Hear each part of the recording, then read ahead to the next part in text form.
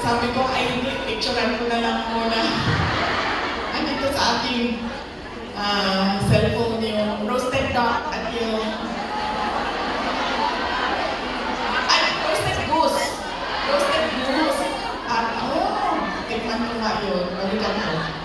Roasted goose at parang yun siya ng Macau. Bagay sa suka.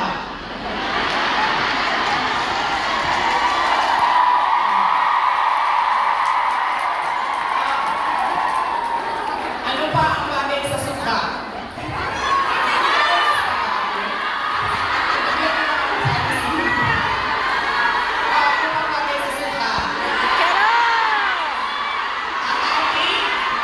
Chorizo, longganisa.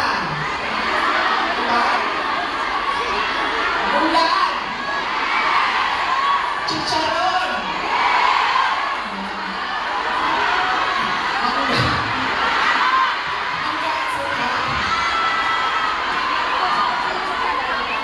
Kilinaw.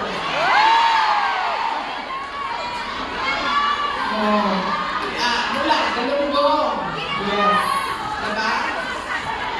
So, hindi tayo lahat na umutusan na bumili ng suka. Kasi lahat yan, lahat ng pagkain masasarap, kailangan ng suka.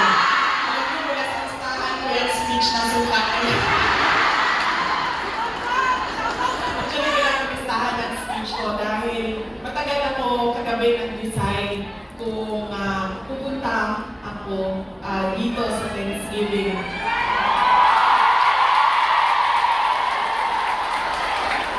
Kaya wala ako listahan ng speech. Pero yes, alam nyo, marami siguro sa inyo ang nauusan na bumili ng suka at mantika.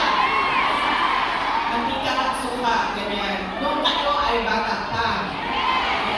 Pero sa amin kasi, sa bahay namin, nag-grocery kasi ang nanay ko. So lahat yan, mga gamit sa kusina, binibili na ng nanay ko. Nautusan lang ako lagi doon sa kanto, sa tindahan, bumili ng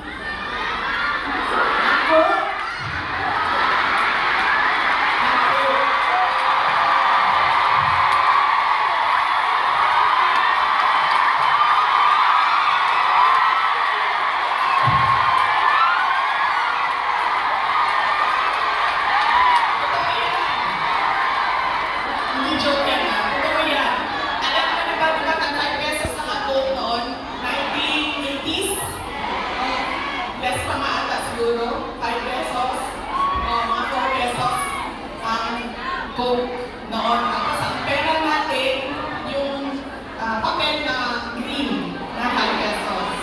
Oo. Yan yun. Pero totoo yan ha. Coca-Cola ha. Kasi kayo naman. Sinabi ko. Tapos wala pang ano noon. Wala pang 1.5 liters. Litro lang yan.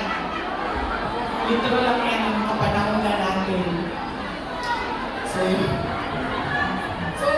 sana tayo sa pagpapasalamat. Pagpasalamat tayo sa PDP, ating mga kandidato sa PDP. Aabot tayo dyan mamaya. At syempre, kailangan natin magpasalamat kay Pastor Apollo Kibulo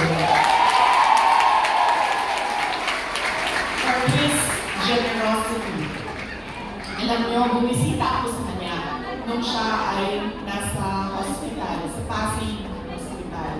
Sabi niya sa akin, kung hindi ako nakulong, kung hindi ako inoppress, pinahirapan, hindi ko maisip na tumakbo para tumulong sa mga nakakulong, sa mga pinapahirapan at sa na-oppress. Sabi niya, tama na ganito ang nangyari dahil na liwanagan ako at napaabot sa akin